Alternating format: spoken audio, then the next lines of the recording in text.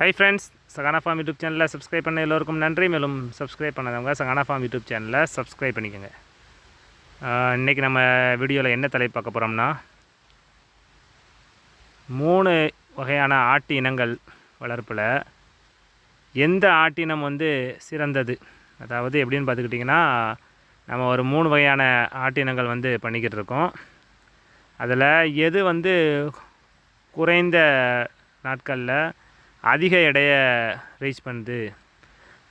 தீவனம்னு எடுத்துக்கிட்டிங்கன்னா, அந்த 3 வகையான ஆடுகளுக்கும் பார்த்திங்கன்னா நம்ம ஒரே மாதிரியான தீவனங்கள் தான் கொடுக்குறோம், ஒரே மாதிரியான தண்ணீர் தான் வைக்கிறோம், பராமரிப்பு எல்லாமே ஒரே மாதிரி தான் இருக்குது. அப்படி இருந்தும் கூட நம்ம பராமரிப்புக்கு ஏற்ப நமக்கு எதில் அதிக லாபம் கிடைக்கி, எந்த ஆடுகள் சீக்கிரமாக நமக்கு விற்பனைக்கு தயாராகுது அப்படிங்கிற கான்செப்டில் நம்ம ஒரு 3 இனம் தேர்வு செஞ்சுருக்கோம்.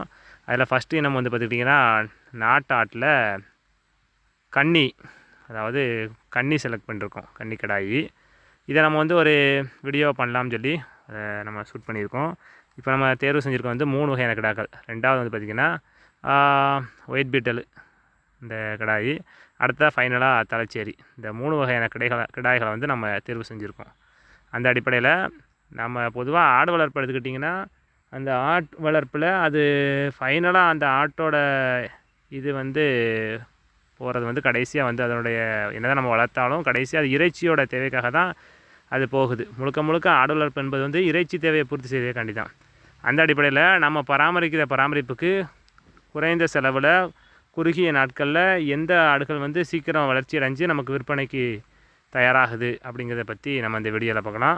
அதில் முதல்ல நம்ம தேர்வு செஞ்சுருக்க பார்த்திங்கன்னா, நம்ம இப்படியில் நம்ம இப்போ நாட்டினங்கள்லேருந்தே வருவோம். ஃபஸ்ட்டு நம்ம பார்க்குற குட்டி பார்த்திங்கன்னா நாட்டுக்கடாயி, கன்னி கடாயி. பொதுவாக கன்னி ஆடு நம்ம தென் மாவட்டங்களில் அதுலேயும் குறிப்பாக திருநெல்வேலி, தென்காசி, விருதுநகர் அந்த ஏரியாவில் பரவலாக காணப்படக்கூடியது. இதோட கலர் பார்த்திங்கன்னா சுத்த கருப்பில் நெத்தியில் 2 கோடு மாதிரி இருக்கும். அதுதான் அதனுடைய அடையாளம்.